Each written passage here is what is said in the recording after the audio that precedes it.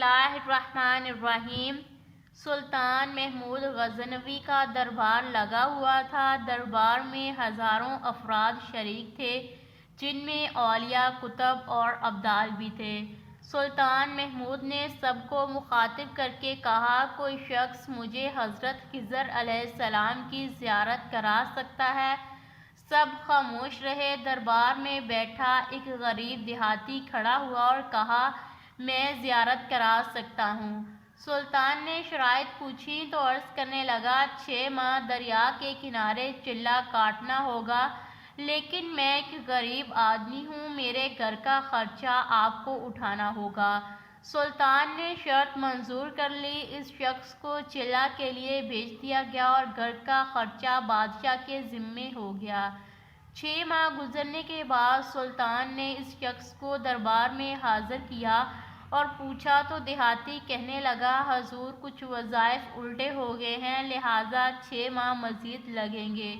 مزید 6 ماہ گزرنے کے بعد سلطان محمود کے دربار میں اس شخص کو دوبارہ پیش کیا گیا تو بادشاہ نے پوچھا، میرے کام کا کیا ہوا؟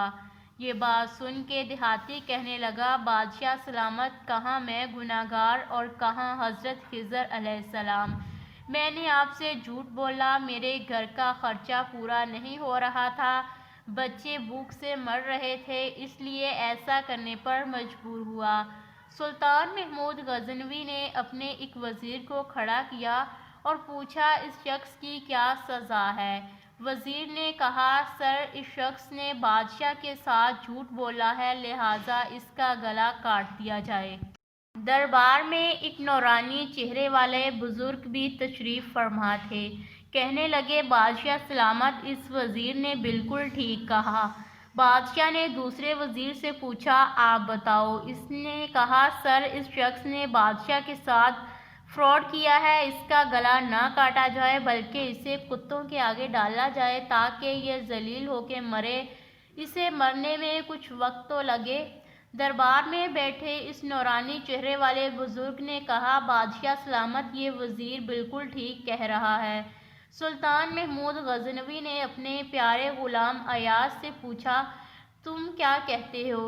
ایاز نے کہا، بادشاہ سلامت، آپ کی بادشاہی سے 1 سال ایک غریب کے بچے پلتے رہے، آپ کے خزانے میں کوئی کمی نہیں آئی اور نہ ہی اس کے جھوٹ سے آپ کی شان میں کوئی فرق پڑا۔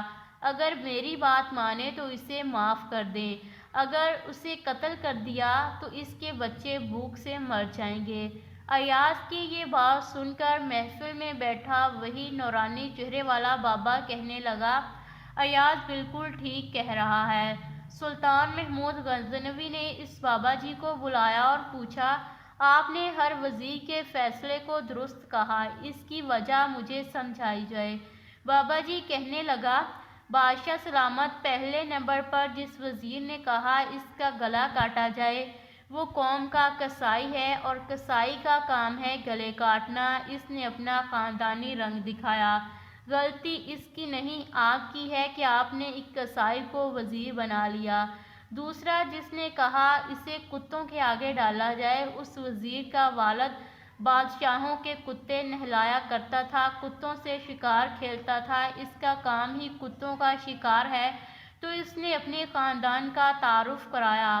آپ کی غلطی یہ ہے کہ ایسے شخص کو وزارت دی جہاں ایسے لوگ وزیر ہوں، وہاں لوگوں نے بھوک سے ہی مرنا ہے۔ اور تیسرا، ایاز نے جو فیصلہ کیا تو سلطان محمود، سنو، ایاز سید زادہ ہے۔ سید کی شان یہ ہے کہ سید اپنا سارا خاندان کربلا میں ذبح کرا دیتا ہے مگر بدلہ لینے کا کبھی نہیں سوچتا۔